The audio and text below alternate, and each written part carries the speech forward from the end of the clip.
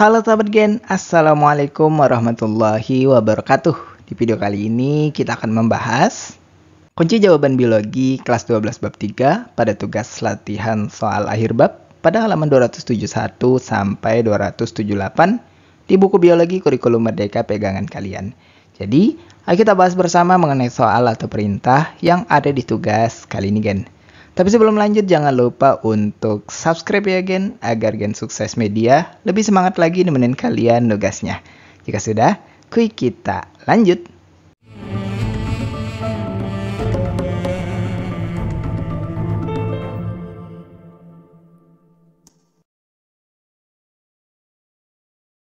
Baik Gen, kita masuk pada soal pertama pada sesi soal pilihan ganda berikut.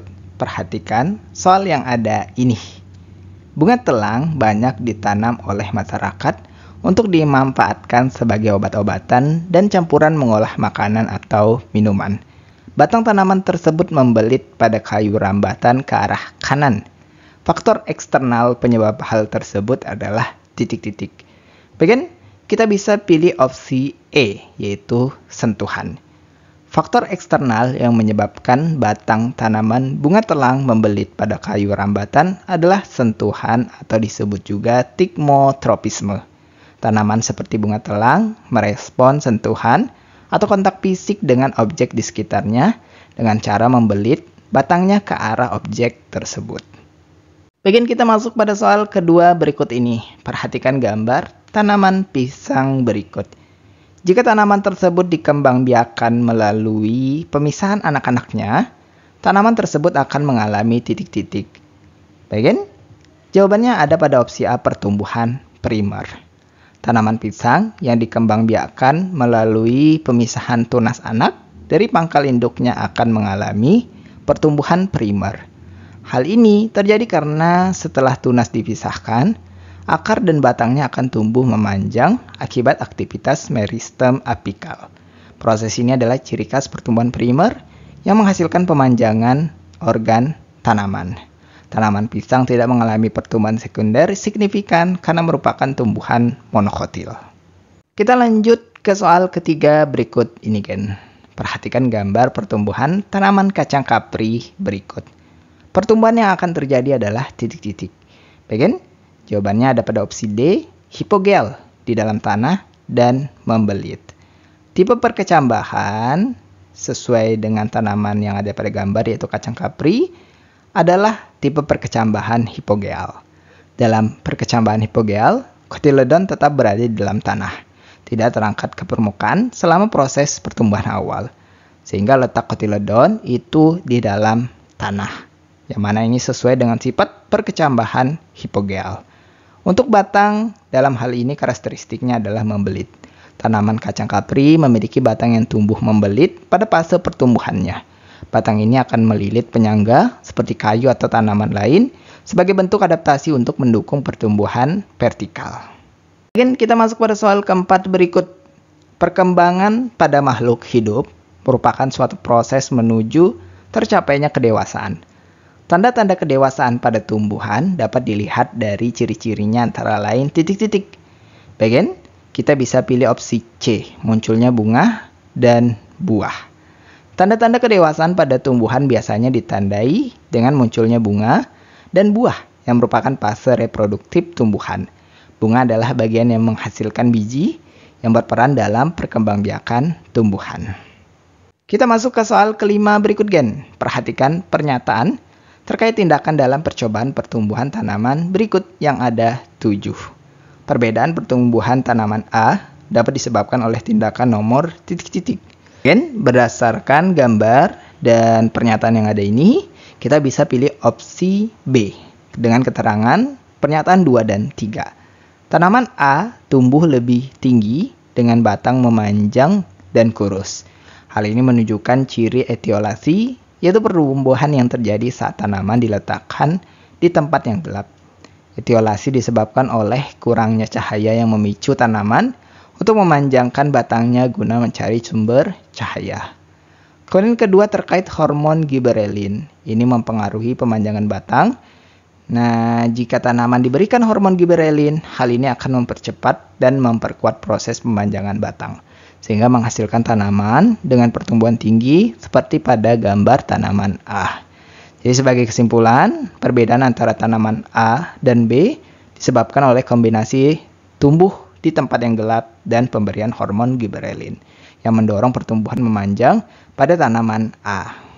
Mungkin kita lanjut ke soal 6 berikut ini. Petani memberikan perlakuan terhadap tanaman semangka yang ditanamnya.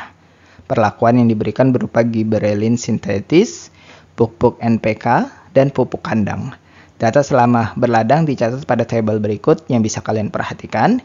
Nah, berdasarkan tabel percobaan, faktor yang mempengaruhi perbedaan hasil produksi buah semangka adalah titik-titik. Bagian jawaban yang benar ada pada opsi A, jenis pupuk dan hormon. Berdasarkan tabel percobaan, perbedaan hasil produksi buah semangka dipengaruhi oleh perlakuan yang diberikan, yaitu jenis pupuk dan hormon berupa giberelin. Kombinasi pupuk dan hormon yang berbeda memberikan hasil produktivitas yang berbeda pula, seperti pada baris keempat dan kelima, yang menunjukkan hasil yang lebih tinggi dibandingkan dengan perlakuan lainnya. Mungkin kita lanjut ke soal ke-7 berikut. Perhatikan grafik hubungan antara kecepatan pertumbuhan tanaman dengan suhu lingkungan yang ada pada grafik di bawahnya. Pernyataan yang sesuai dengan grafik tersebut adalah titik-titik. Bagian ada pada opsi C untuk jawabannya, yaitu tanaman tumbuh dengan baik pada suhu 20-30 derajat Celcius. Dari grafik terlihat bahwa kecepatan pertumbuhan meningkat signifikan dari suhu sekitar 15 derajat Celcius dan mencapai puncak pada suhu 25 derajat Celcius. Nah, setelah suhu 25 derajat, pertumbuhan mulai menurun tetapi masih cukup baik hingga suhu 30 derajat Celcius sebelum akhirnya menurun drastis mendekati 40 derajat Celcius. Ini menunjukkan suhu optimal untuk pertumbuhan tanaman berada dalam rentang 20-30 derajat Celcius. Dan kita masuk ke soal 8 berikut. Perhatikan gambar yang ada ini. Kementerian Pertanian mengembangkan inovasi teknologi untuk komoditas bawang merah dengan metode sungkup plastik. Sungkup ini dipasang pada saat lebih kurang 35 hari setelah tanam atau saat pembesaran umbi. Selain itu, pada siang hari perlu dibuka sedikit agar terkena cahaya matahari. Metode sungkup ini tidak bertujuan untuk titik-titik. Bagian jawaban yang benar yaitu menurunkan kelembapan tanah dan udara. Metode sungkup plastik bertujuan untuk pertama meningkatkan kelembapan tanah dan udara agar tanaman tetap memiliki kondisi optimal untuk pertumbuhan. Nah, untuk yang tujuan pertama ini sudah membantah opsi A yang tidak termasuk tujuan dari metode sungkup. Kemudian untuk kedua sebagai tambahan yaitu melindungi tanaman dari serangga hama dengan mengurangi paparan langsung dari lingkungan luar. Ketiga, menghindari dari air hujan secara langsung yang bisa menyebabkan pembusukan atau erosi tanah di sekitar tanaman. Keempat, mempertahankan persediaan air dalam tanah dengan mengurangi penguapan. Karena tujuan sungkup plastik justru untuk meningkatkan kelembapan, bukan menurunkannya, maka opsi tadi yaitu A adalah jawaban yang tidak sesuai. Bagian kita masuk pada soal ke-9. Perhatikan pertumbuhan tanaman berikut. Penyebab pertumbuhan akar dengan posisi arah seperti pada gambar adalah titik-titik. Bagian jawaban ada pada opsi E, pertumbuhan akar dipengaruhi gaya gravitasi bumi. Akar tanaman mengalami geotropisme positif, yaitu pertumbuhan yang dipengaruhi oleh gravitasi dan mengarah ke bawah. Respon ini memungkinkan akar menembus tanah untuk mendapatkan air dan nutrisi. Faktor lain seperti hormon auksin juga berperan dalam merangsang pertumbuhan akar, tetapi arah pertumbuhan akar ke bawah terutama ditentukan oleh gravitasi bumi, bukan oleh cahaya atau kebutuhan langsung terhadap air dan nutrisi. Oke, kita lanjut ke soal ke-10. Perhatikan kedua gambar penampang melintang batang berikut. Lingkaran tahun yang terbentuk pada batang gambar A merupakan hasil kegiatan dari batang gambar B bagian nomor titik-titik. Bagian kita bisa pilih yang opsi label nomor 3. Gambar A menunjukkan penampang melintang batang dengan lingkaran tahun yang terbentuk akibat aktivitas kambium vaskuler pada gambar B. Nah, pada gambar B, nomor 3 mewakili kambium vaskuler yang berfungsi membentuk silem sekunder ke arah dalam dan flom sekunder ke arah luar. Aktivitas kambium ini berlangsung setiap musim, membentuk lapisan-lapisan kayu yang disebut lingkaran tahun. Again, kita lanjut ke soal 11 berikut ini. Setengah perjalanan kita di sesi soal pilihan ganda ini, Gen. Jadi, tetap semangat dalam pengerjaannya, dan supaya Gen sukses ikut semangat, jangan lupa untuk subscribe dan like untuk video latihan soal akhir bab ini. Kita lanjut. Sekelompok peserta didik melakukan percobaan terkait pertumbuhan tanaman. Data disajikan dalam grafik berikut. Berdasarkan grafik, judul percobaan yang paling sesuai adalah titik-titik. Bagian judul percobaan yang paling sesuai berdasarkan grafik adalah, bisa dilihat pada opsi D, pengaruh media tanam terhadap kecepatan pertumbuhan tanaman. Dengan alasan, grafik menunjukkan perbandingan pertumbuhan tanaman dengan berbagai media tanam. Sehingga fokusnya adalah pada pengaruh media tanam terhadap kecepatan pertumbuhan. Kita masuk untuk soal 12 berikut. Seorang peserta didik kelas 12 melakukan percobaan menumbuhkan biji kangkung darat di 3 tempat yang berbeda berdasarkan intensitas cahaya. Grafik disajikan sebagai berikut. Untuk keterangan K tempat gelap, L tempat teduh, M tempat dengan cahaya langsung. Simpulan yang paling sesuai dengan hasil percobaan adalah titik-titik. Bagian simpulan yang paling sesuai dengan hasil percobaan adalah yaitu semakin tinggi intensitas cahaya, pertumbuhan tanaman makin lambat. Sebagai penjelasan, pada K tempat gelap, kecambah tumbuh paling cepat karena hormon auksin lebih aktif di lingkungan gelap. Auksin terdistribusi merata sehingga memicu pemanjangan sel secara optimal. Ini sesuai dengan fenomena etiolasi. Untuk 2 pada L tempat teduh, pertumbuhan masih cukup cepat tetapi lebih lambat dibandingkan tempat gelap karena intensitas cahaya mulai mempengaruhi distribusi auksin. Dan untuk ketiga, pada label N dengan cahaya langsung, pertumbuhan paling lambat karena cahaya langsung menghambat aktivitas auksin. Cahaya menyebabkan auksin terurai dan terakumulasi di sisi yang berlawanan dengan sumber cahaya, sehingga pertumbuhan lebih lambat. Nah, kesimpulannya, intensitas cahaya yang tinggi menghambat pertumbuhan karena mempengaruhi kerja hormon auksin yang berperan dalam pemanjangan sel. Again, kita masuk ke soal 13 berikut. Perhatikan mekanisme kerja hormon juvenil dan ecdison pada serangga berikut. Pernyataan yang sesuai untuk pertumbuhan dan perkembangan kupu-kupu seperti gambar tersebut adalah titik-titik. Again, pernyataan yang sesuai dengan pertumbuhan dan perkembangan kupu-kupu pada gambar adalah kadar hormon juvenil menurun menyebabkan pupa menjadi imago. Hormon juvenil berfungsi mencegah pendewasaan.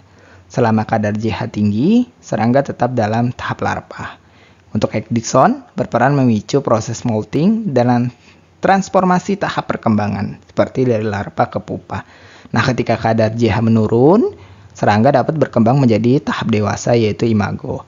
Nah, penurunan JH adalah sinyal untuk melanjutkan metamorfosis ke tahap selanjutnya atau tahap akhir. Dan kita masuk ke soal 14 berikut. Perhatikan gambar tahapan pembelahan sel pada embrio moluska berikut. Jumlah sel yang terdapat pada tahapan F adalah titik-titik. Bagian jawabannya adalah 64 sel. Pada tahap F, embrio berada pada siklus pembelahan sel ke-6. Pembelahan sel embrio bersifat eksponensial dengan jumlah sel dihitung menggunakan rumus 2 pangkat N, di mana N adalah jumlah siklus pembelahan. Nah, pada pembelahan ke-6 dengan menggunakan rumus tadi 2 pangkat N, N-nya adalah 6, maka 2 pangkat 6 itu hasilnya adalah 64. Sehingga jumlah sel pada tahap F adalah 64 sel. Bagian, kita masuk pada soal 15 berikut. Seorang peneliti mengadakan eksperimen untuk mengetahui efektivitas JPT terhadap pertumbuhan tanaman jagung. JPT yang dipilihnya yaitu IAA, asam 2,4D, dan NAA. Data hasil penelitian disajikan dalam grafik berikut.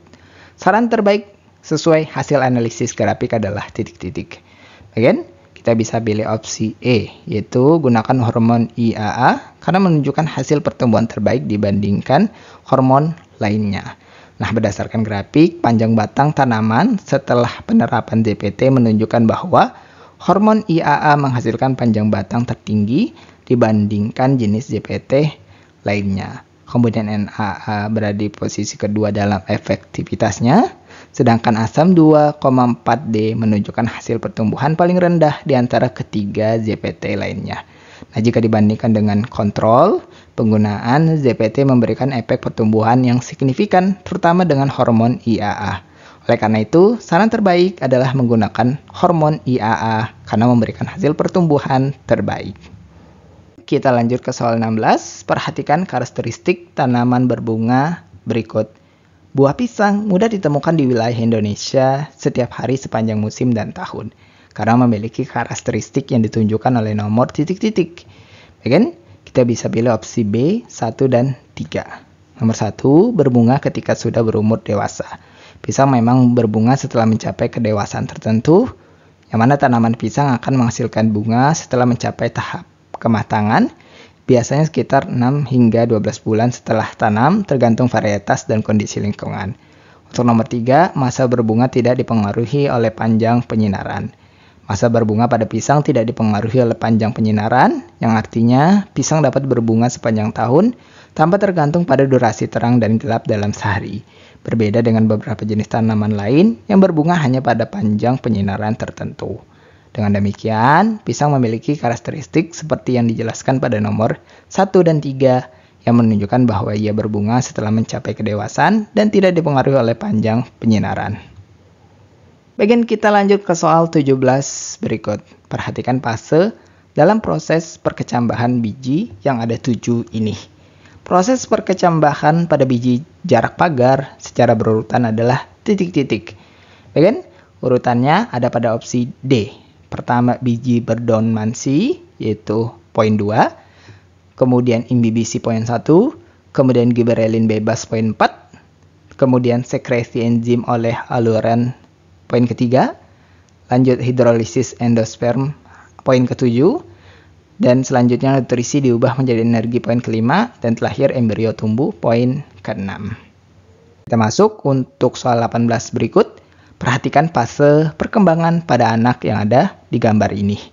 Pada umumnya, perkembangan pada fase anak tersebut antara lain titik-titik. Bagian ada pada opsi C, perubahan suara membesar pada laki-laki. Kita ingat perkembangan mengacu pada perubahan kualitatif yang tidak dapat diukur secara langsung, seperti kematangan fungsi tubuh dan organ.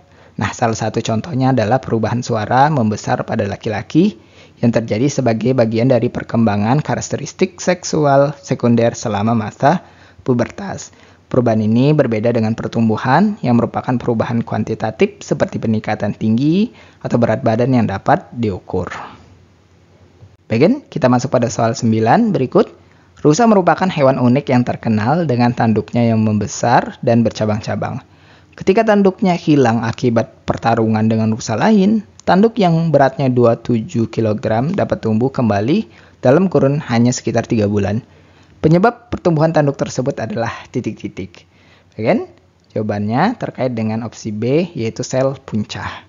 Pertumbuhan kembali tanduk rusa yang hilang dengan cepat, yang mana dalam kurun waktu sekitar 3 bulan sudah bisa tumbuh, disebabkan oleh adanya sel punca. Sel punca memiliki kemampuan untuk berkembang menjadi berbagai jenis sel, termasuk sel tulang. Nah, setelah tanduk hilang, sel punca di area yang relevan seperti pada dasar tanduk akan aktif membelah dan berdiferensiasi menjadi sel-sel tulang yang kemudian membentuk kembali tanduk tersebut. Proses ini berlangsung dengan cepat karena sel punca dapat berproliferasi dan berdiferensiasi dengan efisien. Bagian kita masuk pada soal 20 berikut ini sebagai soal terakhir kita di sesi soal pilihan ganda. Perhatikan pertambahan tinggi anak-anak berikut. Pernyataan yang sesuai dengan grafik adalah titik-titik. Bagian jawabannya ada pada opsi A, bahwa perempuan lebih cepat tumbuh tinggi daripada laki-laki. Berdasarkan grafik, anak perempuan mengalami pertumbuhan tinggi badan lebih cepat daripada laki-laki pada awal masa pubertas. Nah, setelah usia 14 tahun, laju pertumbuhan anak-anak mulai menyusul dan akhirnya lebih tinggi dari anak perempuan. Dan ketiga, pernyataan seperti perempuan lebih cepat tumbuh saat SMA atau perempuan lebih tinggi saat SMA, ini tidak sesuai dengan grafik karena pada usia tersebut anak laki-laki sudah melampaui perempuan dalam pertumbuhan tinggi. Nah, kesimpulan, anak perempuan memiliki laju pertumbuhan tinggi badan lebih cepat dibandingkan anak laki-laki pada fase awal pubertas. Sehingga jawaban yang benar ada pada opsi A. Baik, kita masuk pada soal pertama berikut pada sesi soal esai. Perhatikan soal yang ada ini.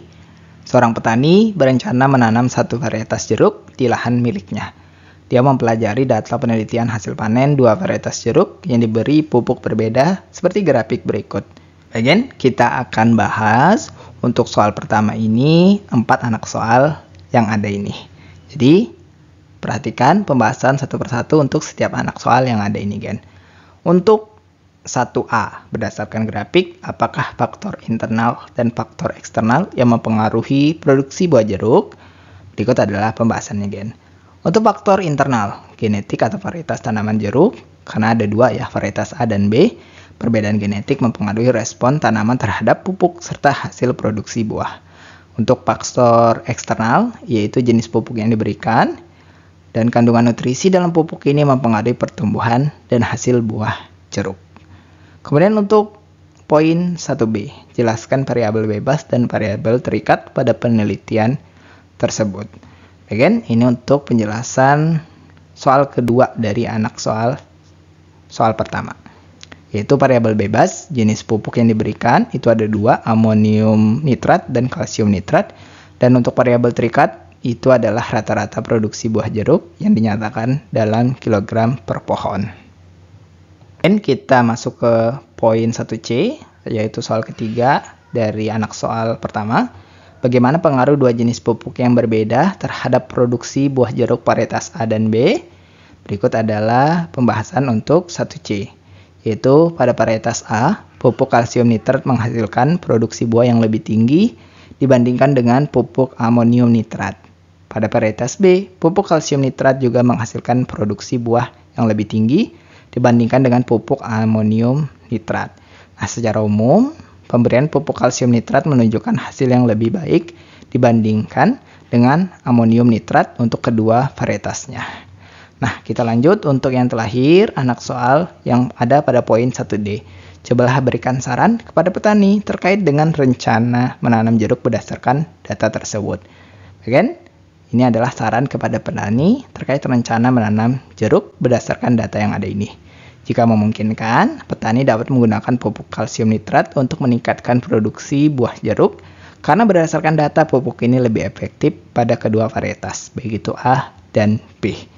Petani juga sebaiknya mempertimbangkan varietas jeruk yang sesuai dengan kondisi lahan dan iklim di wilayahnya untuk mendapatkan hasil yang optimal. Sebelum memutuskan varietas yang akan ditanam, petani sebaiknya melakukan uji coba di lahan kecil untuk memastikan pupuk dan varietas jeruk tersebut memberikan hasil terbaik sesuai dengan kondisi lokal. Again, kita masuk ke soal kedua berikut. Hormon asam absisat aktif saat tumbuhan mengalami kekurangan air. Mekanisme ABA dalam mempengaruhi buka dan menutupnya stomata diilustrasikan gambar berikut. Ada 2 anak soal yang perlu kita analisis, maka kita akan bahas satu persatu, Gen. Pertama untuk poin 2A terlebih dahulu, bagaimana pengaruh hormon asam absisat terhadap kadar ion K+ dan Ca2+ di dalam sel penjaga stomata. Berikut adalah pengaruh hormon tersebut, Gen. Untuk ion K+, ABA mengaktifkan saluran Golgi sehingga K+ keluar dari sel penjaga. Akibatnya kadar K+ di dalam sel penjaga menurun. Untuk ion Ca2+, ABA meningkatkan konsentrasi Ca2+ di dalam sel penjaga dengan memicu pelepasan dari vakuola ke sitosol. Nah, penurunan K+ menyebabkan turunnya tekanan osmotik di dalam sel penjaga dan peningkatan Ca2+ berfungsi sebagai sinyal untuk mengatur penutupan stomata dengan menghambat aliran ion lainnya seperti K+ dan Cl-. Again, kita lanjut untuk soal anak kedua, itu pada poin B. Bagaimana pengaruh hormon asam absisat terhadap turgiditas sel penjaga stomata? Berikut adalah pengaruh hormon tersebut, Gen. ABA menyebabkan ion K+ dan Cl- keluar dari sel penjaga sehingga tekanan osmotik menurun. Air keluar dari sel penjaga karena perbedaan tekanan osmotik yang menyebabkan kehilangan turgiditas pada sel penjaga. Akibatnya, stomata menutup untuk mengurangi kehilangan air melalui transpirasi. Sebagai analisis, Penutupan stomata adalah mekanisme perlindungan tumbuhan untuk mengurangi penguapan air ketika terjadi kekeringan. Nah, hormon asam absisat bekerja sebagai sinyal stres air yang memicu penutupan stomata untuk menghemat air. Bagian kita masuk pada soal ketiga berikut.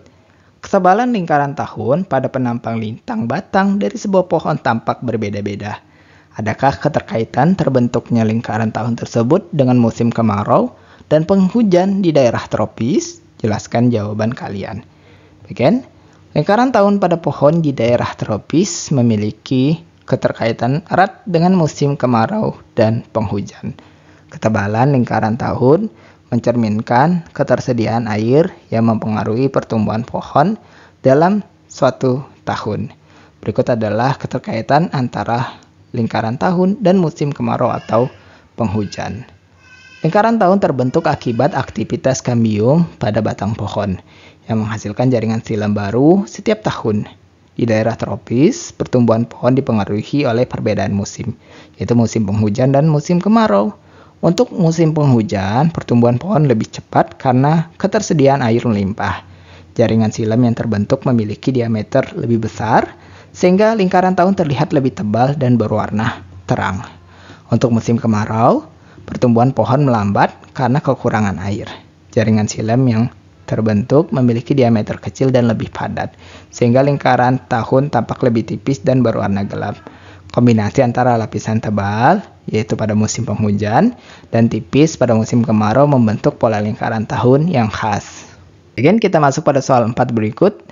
Sekelompok peserta didik melakukan eksperimen menggunakan 5 buah mangkuk, yaitu dengan label 1-5 Romawi. Mereka meletakkan 5 biji kacang hijau dengan varietas yang sama di atas kapas. Selanjutnya mereka memberikan tindakan yang berbeda-beda seperti dalam tabel berikut. Pengamatan proses perkecambahan dan pengukuran rata-rata panjang kecambah dilakukan selama 5 hari. Again, kembali kita akan bahas satu persatu untuk setiap anak soal yang ada di nomor 4 ini, Gen. Untuk poin A, prediksikan data hasil eksperimen pada percobaan tersebut. Manakah biji yang tidak mampu berkecambah? Jelaskan alasannya. Bagian berikut adalah jawaban untuk poin 4A mengenai prediksi biji yang tidak mampu berkecambah beserta alasannya. Biji pada percobaan 3 dan 4 tidak mampu berkecambah dengan alasan pada percobaan 3 dan 4 biji kacang hijau tidak mendapatkan air. Air diperlukan untuk memulai proses imbibisi, yaitu penyerapan air oleh biji yang menjadi tahap awal dalam perkecambahan. Tanpa air, proses metabolisme dalam biji tidak dapat dimulai sehingga biji tidak mampu berkecambah. Kemudian kita masuk ke 4B. Percobaan yang manakah kecambah akan tumbuh paling cepat? Berikut adalah pembahasannya, Gen. Kecambah pada percobaan 5 akan tumbuh paling cepat. Dengan alasan pada percobaan 5, biji diberikan air serta serbuk sitokinin dan auksin. Auksin merangsang pemanjangan sel, sementara sitokinin mempercepat pembelahan sel. Kombinasi keduanya mempercepat pertumbuhan kecambah. Kondisi gelap juga mendorong kecambah untuk memanjangkan batang lebih cepat sebagai respon mencari cahaya. Kemudian kita masuk untuk pembahasan poin C. Jelaskan variabel bebas, variabel kontrol, dan variabel terikat pada eksperimen tersebut. Kemudian berikut adalah variabel ketiganya. Untuk variabel bebas, yaitu ada perlakuan pada biji kacang hijau berupa pemberian air, pemberian hormon sitokinin dan auksin, kondisi terang dan gelap. Untuk variabel kontrol, jenis biji kacang hijau, jumlah biji, media kapas sebagai tempat pertumbuhan. Dan variabel terikat adalah rata-rata panjang kecambah setelah 5 hari pengamatan. Again, kita masuk pada soal kelima berikut ini sebagai soal terakhir kita di sesi tugas kali ini. Perhatikan soal yang ada ini, kan? Seorang peneliti melakukan percobaan terhadap pertumbuhan dan perkembangan larva salamander bergaris 2 warna biru di punggung dengan hasil sebagai berikut. Bagian, kita kembali dengan soal beranak yang perlu kita bahas satu persatu. Pertama untuk poin A, apakah variabel bebas yang digunakan dalam percobaan tersebut? Bagian, variabel bebas pada percobaan adalah faktor yang dimanipulasi oleh peneliti. Nah, pada percobaan ini, variabel bebasnya yaitu ketersediaan makanan, yaitu ada makanan sedikit atau makanan melimpah, dan suhu lingkungan, ada suhu rendah dan suhu tinggi. Kemudian untuk poin pertanyaan B, Apakah variabel terikat yang digunakan pada percobaan tersebut? Bagian, variabel terikat perlu kita ingat adalah hasil yang diukur atau diamati dalam percobaan. Nah, pada percobaan ini, variabel terikatnya pertama ukuran larva saat metamorfosis ditunjukkan oleh grafik A dalam milimeter, dan kemudian variabel terikat selanjutnya adalah lamanya waktu metamorfosis ditunjukkan oleh grafik B dalam satuan hari. Kita masuk pada pembahasan poin C berikut sebagai pembahasan terakhir di sesi tugas kali ini. Tuliskan kesimpulan berdasarkan hasil percobaan. Dan berikut adalah kesimpulan berdasarkan hasil percobaannya. Pertama, untuk faktor suhu. Suhu tinggi mempercepat proses metamorfosis. Tetapi suhu rendah memungkinkan larva mencapai ukuran yang lebih besar saat metamorfosis. Kedua, terkait faktor makanan. Ketersediaan makanan mempengaruhi ukuran larva dan lamanya metamorfosis. Makanan melimpah menghasilkan larva yang lebih besar dan waktu metamorfosis yang lebih singkat dibandingkan makanan sedikit. Ketiga, interaksi suhu dan makanan. Dampak makanan lebih signifikan pada suhu rendah yang terlihat dari perbedaan ukuran larva dan waktu metamorfosis yang lebih mencolok dibandingkan pada suhu tinggi. Nah, itulah pembahasan sekilas kita untuk kunci jawaban biologi kelas 12 bab 3 pada sesi tugas latihan soal akhir bab pada halaman 271 sampai 278 di buku pegangan biologi Kurikulum Merdeka. Terima kasih karena telah menonton video ini sampai habis, Gen. Jika dirasa video kali ini bermanfaat, jangan lupa untuk like dan subscribe ya, Gen. Sampai jumpa di video berikutnya dan wassalamualaikum warahmatullahi wabarakatuh.